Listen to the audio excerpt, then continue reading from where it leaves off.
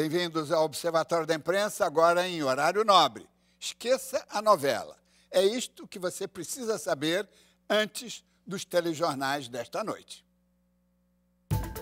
O respeito granjeado pelo STF no julgamento da ação penal 470, vulgo mensalão, deve-se também aos votos tecnicamente fundamentados, embora longos e cansativos, proferidos pelos ministros. Mas para esquentar a cobertura das sessões, a mídia está recorrendo ao recurso batido de magnificar as controvérsias, sobretudo entre o ministro relator e o ministro revisor. Discordâncias e confrontos são inevitáveis em colegiados, garantem o caráter democrático de uma corte. A espetacularização vai na direção contrária, serve apenas para valorizar o secundário. A apresentadora e animadora Hebe Camargo passou 6 décadas perante as câmeras de TV. É natural a emoção do público quando sua morte foi anunciada. Mas a badalação das celebridades nas cerimônias fúnebres sugere carona e exploração. O jornalista desportivo deve apenas comentar competições ou seguir os colegas da política, economia e também investigar? A opção de Juca Kfouri ficou novamente evidenciada quando há 2 semanas denunciou o incrível roubo de informações sigilosas do Comitê Londres 2012 por 9 funcionários brasileiros da Rio 2016. Juca Kfouri foi em frente e ainda obteve a informação de uma das funcionárias demitidas de que cumpria ordens superiores.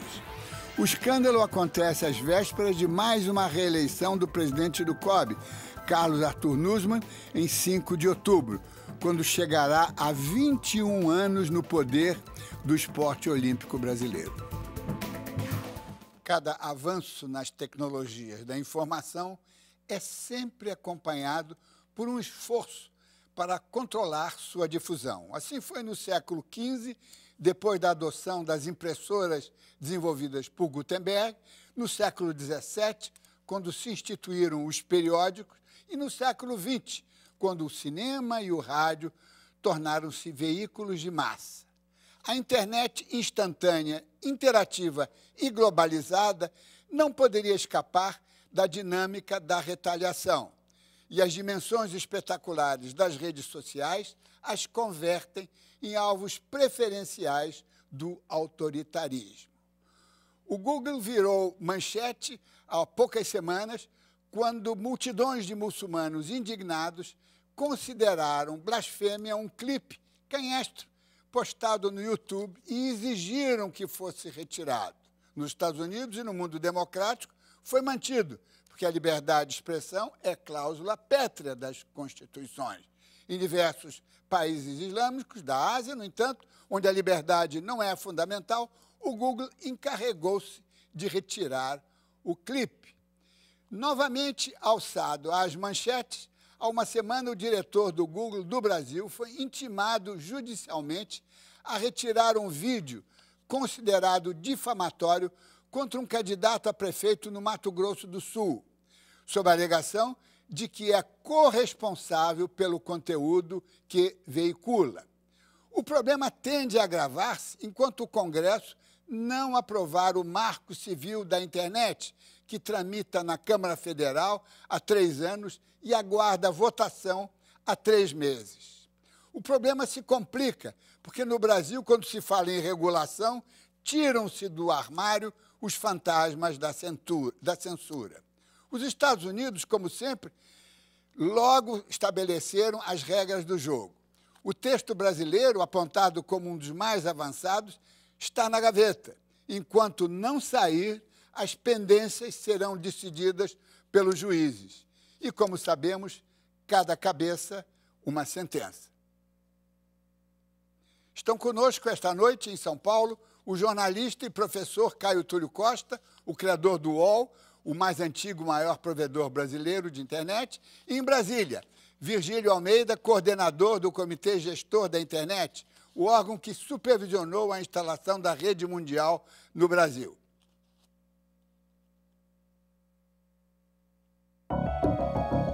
Um vídeo no YouTube com ataques ao candidato a prefeito de Campo Grande levou à prisão o diretor do Google no Brasil, Fábio Coelho. O provedor da internet não acatou a decisão da justiça de retirar o vídeo do ar. A empresa se defendeu alegando que não é responsável pelo conteúdo postado em seu site. Mesmo assim, um dia depois, as ofensas foram retiradas do ar. A Constituição Federal, ela prestigia, sim, a liberdade de expressão, defende a liberdade de expressão.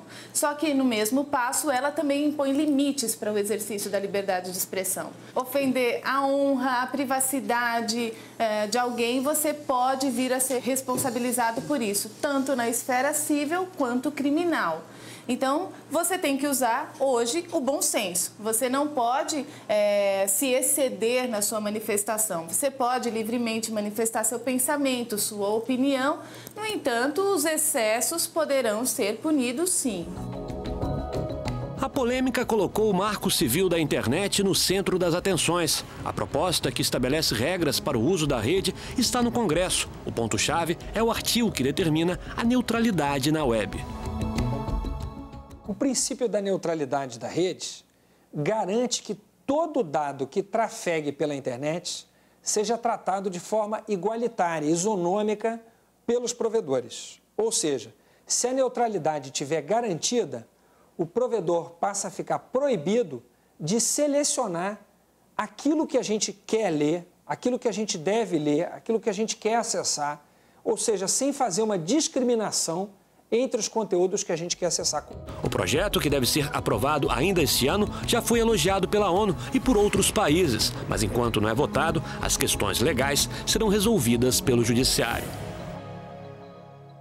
Com a aprovação do Marco Civil, a responsabilidade dos provedores por um conteúdo gerado por terceiro só passa a existir depois do momento em que o provedor descumpriu uma ordem judicial que determine a remoção daquele conteúdo. Não adianta o Marco Civil vir e dizer, olha, o provedor tem ou não tem responsabilidade sobre determinado publicação, sobre uma publicação, por exemplo, se ele não permitir que se chegue à autoria, que se identifique quem efetivamente fez aquela postagem e que está ferindo os direitos de um terceiro. Com isso, nós estamos evitando que os provedores sejam transformados em juízes, que devem examinar conteúdo por conteúdo e decidir aquilo que deve ser conhecido e aquilo que deve ser retirado da internet. Liberdade combina com responsabilidade. Por isso, ao mesmo tempo em que fortalece muito a liberdade de expressão, o Marco Civil também cria instrumentos necessários para a responsabilização de quem usa mal a liberdade na internet. Virgílio Almeida, na condição de professor visitante, pesquisador, conhecedor desse universo novo chamado internet, eu queria retomar a questão desde o início. Por que os Estados Unidos, que são sempre acusados ou considerados a pátria da livre iniciativa, de não admitir regulações, eles são sempre os primeiros a organizarem tudo e regularem tudo, para que as coisas possam se desenvolver. Por que o Brasil não consegue, que já está na internet desde 95, não é? Ele não conseguiu pensar num marco regulatório, num marco jurídico, marco civil, para não termos esses problemas de fazermos as coisas sempre de uma forma apressada? Pois é. Boa noite. Boa noite, Dines. A sua comparação com os Estados Unidos é interessante e nos coloca até numa posição muito confortável, porque o Brasil tem hoje um mecanismo de governança da internet que é tido como um exemplo democrático para o resto do mundo. Isso acontece através do Comitê Gestor da Internet, que é uma comissão que foi criada em 1995 por uma portaria interministerial e, posteriormente, em 2003, ele foi alterado por um decreto presidencial. Pois bem, o que tem de democrático nessa comissão? A composição dessa comissão. São 21 os membros do Comitê Gestor da Internet, sendo que 9 apenas são do governo. O que significa que as decisões, as resoluções têm que ser negociadas dentro dessa comissão. Essa comissão tem governo, representantes das empresas e indústrias, representantes da academia e representantes de organizações do terceiro setor, não governamentais. Então, há um arcabouço de governança que funciona bem e é visto pelo resto do mundo como exemplo. Os Estados Unidos também têm um modelo de governança próximo disso. A diferença é que essa governança nos Estados Unidos ocorre mais sob a influência de empresas privadas. No Brasil, ele é um comitê amplamente democrático. Tá? A sua constatação que os Estados Unidos tem uma liberdade imensa? Tem, mas tem também restrições severas. Por exemplo, o ato patriótico permite que o governo americano verifique todas as informações em e-mails, em blogs, em tweets. Então, essa liberdade ela é condicionada a certos fatores. O Brasil esperava por uma legislação como o Marco Civil. É importante dizer, o Marco Civil é inspirado, em grande parte, no decálogo do Comitê Gestor da Internet, que foi proposto, após anos de discussão, como os princípios básicos, os deveres e as responsabilidades da internet. Portanto, há um alinhamento, primeiro, grande entre o Comitê Gestor e essa proposta do Marco Civil da Internet, enviado inicialmente pela Casa Civil e, posteriormente, agora com o substitutivo do deputado Alessandro Molon. O Brasil é pioneiro. O exemplo do Brasil de manter um comitê democrático tem sido elogiado por vários países do mundo que buscam essa governança. Caio Túlio. Eu acho que a questão do Marco Civil vai dar especificidade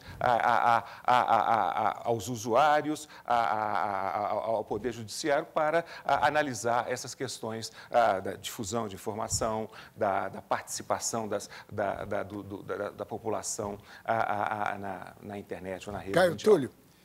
Caio Túlio, agora eu queria... Você está com a mão na massa desde o início, não é? No UOL, que começou logo em seguida ao estabelecimento da internet no Brasil, você estava lá como o regente, não é? E mais tarde no IG também, quer dizer, a sua experiência nesse setor, mas é do outro lado, não no lado governamental, no lado da empresa.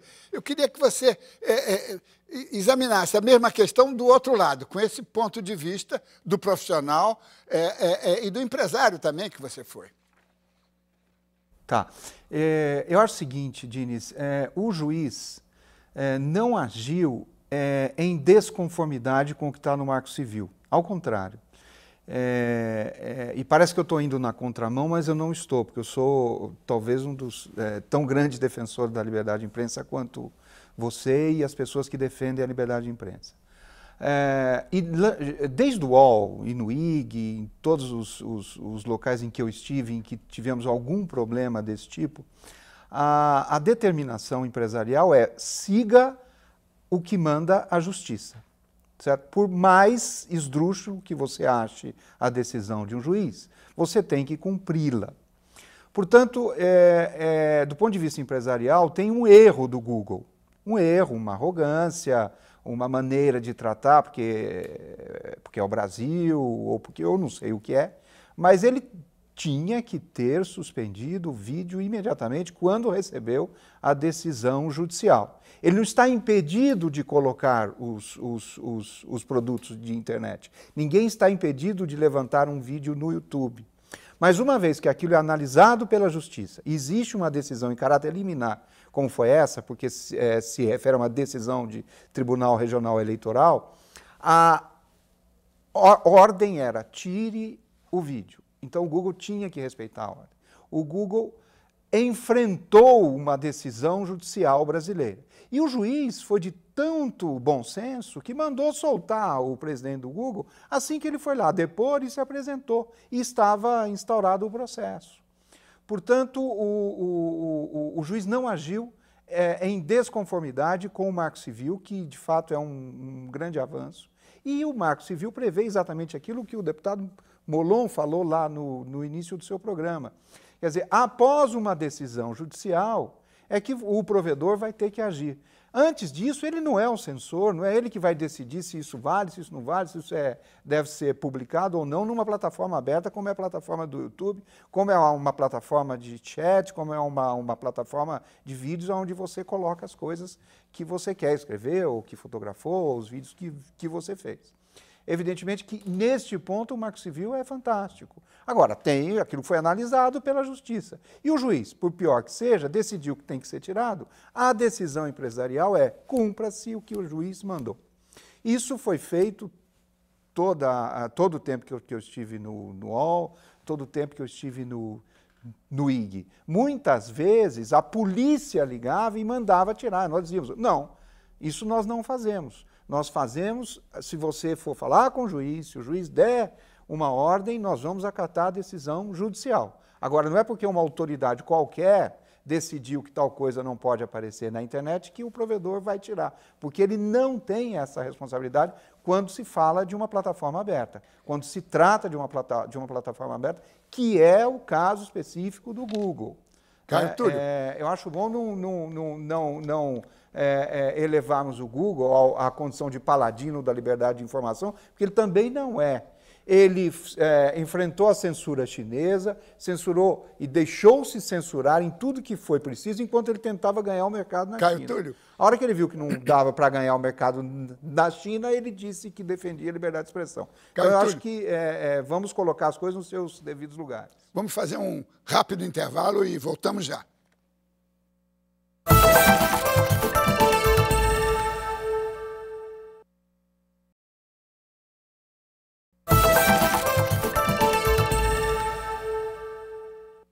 Voltamos com o Observatório da Imprensa, que hoje analisa a adoção do Marco Civil da Internet.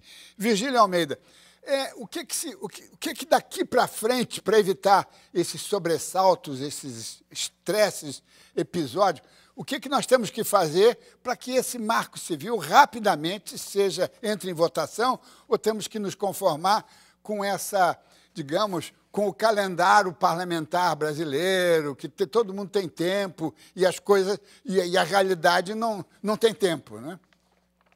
Bem, do ponto de vista do Comitê Gestor da Internet, nós discutimos o substitutivo do deputado Alessandro Molon e fizemos, né, uma moção de apoio, uma resolução de apoio ao substitutivo do deputado e esperamos que ele seja votado o mais rápido possível. É interessante dizer, e você havia mencionado, né, a comissão que forma o Comitê Gestor da Internet, ela é ampla, ela envolve vários setores da sociedade. Naturalmente que nós trabalhamos sempre com aquele consenso possível. Nem sempre a maioria ou a total conformidade com as propostas. Mas essa proposta de apoio ao substitutivo do deputado Molon foi prática, exceto uma ou duas manifestações, ele foi aprovado integralmente essa manifestação. O CGI, de novo, espera que esse projeto seja votado e entre em vigor. Dada a importância, quer dizer, eu acho que talvez seja interessante nós dizermos o quanto que a internet é importante no dia a dia hoje. Tá? As pessoas, independente de classe social, independente de localidade no país, elas fazem uso constante da internet. Fazem uso para trabalho, fazem uso para o lazer, para descobrir informação, para comunicar com outras pessoas, para manifestar suas posições. Daí a importância de nós termos esse marco regulador dos princípios básicos.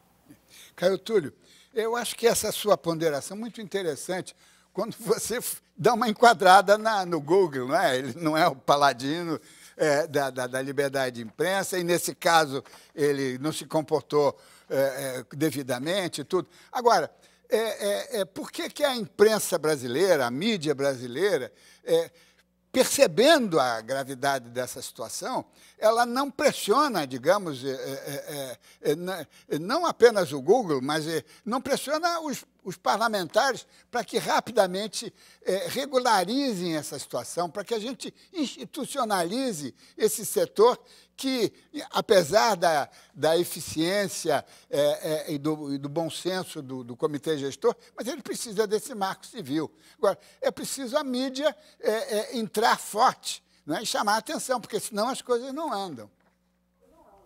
Eu acho que você tem razão, Diniz, principalmente neste caso. Eu acho que a mídia tem, de certa forma, um pé atrás com esse excesso de regulação, né? Se deixar no Brasil, se regula tudo e se cobra imposto cada vez mais de tudo. Então, nesse sentido, de uma forma geral, eu acho que esse é o ânimos da nossa imprensa. Mas no caso do Marco Civil, você tem toda a razão.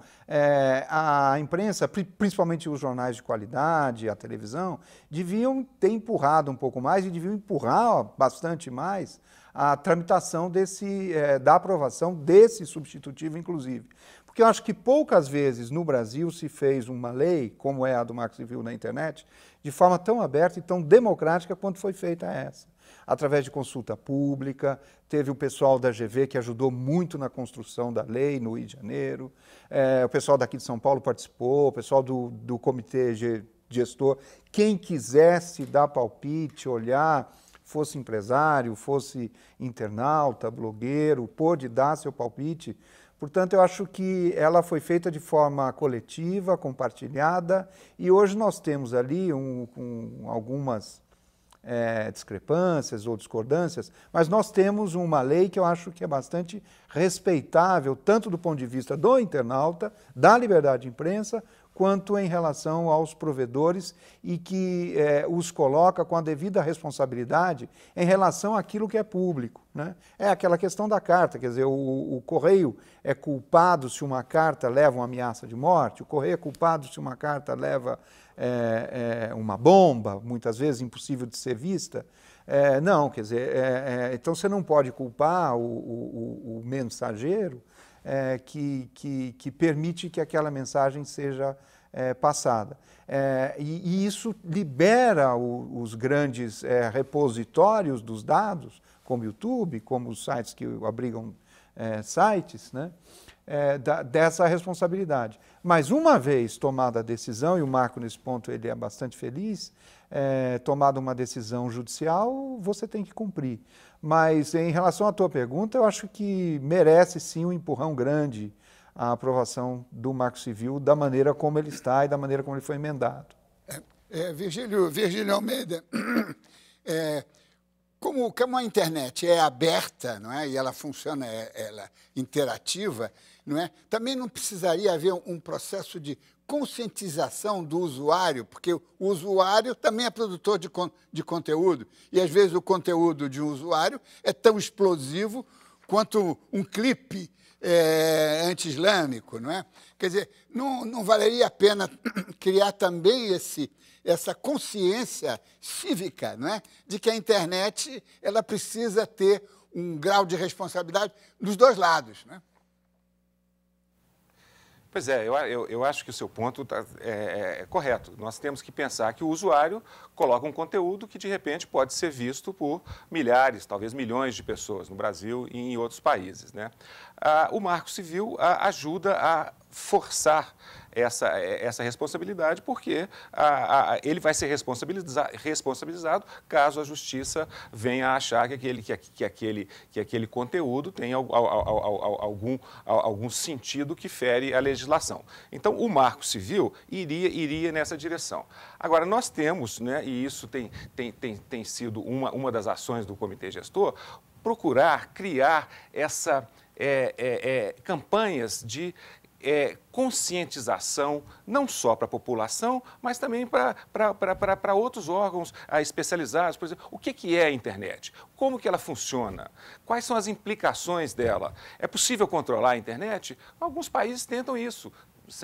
Sem sucesso, porque há maneiras tecnológicas de evitar esse cerceamento da liberdade, né? O Brasil não. O Brasil tem uma internet democrática e com essas regras do Marco Civil da internet, ficará claro, né? Elas estabelecerão de uma maneira clara para o usuário qual a responsabilidade que ele vai ter, que vai ser uma definição da justiça, caso haja uma queixa contra isso, né? Mas o ponto de criar essa conscientização do impacto, da amplitude de sua ação é muito importante. E isso é uma das atividades que o Comitê Gestor tem procurado fazer. Vou ter que interromper. A um público mais amplo o sentido, o significado e a importância da internet. Quero agradecer a presença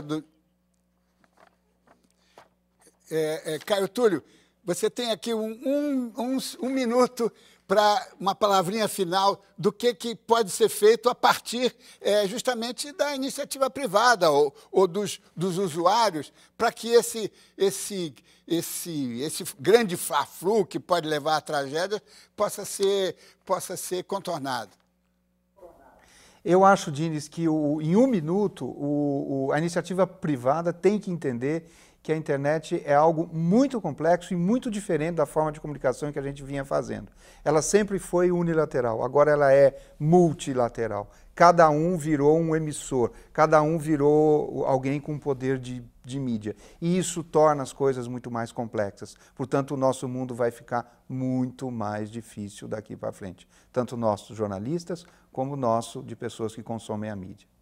Quero agradecer a presença do jornalista e do professor Caio Túlio Costa, do coordenador do Comitê da Internet, pesquisador e professor Virgílio Almeida, e voltaremos na semana que vem debatendo o ataque governamental da presidente argentina Cristina Kirchner ao grupo Clarim.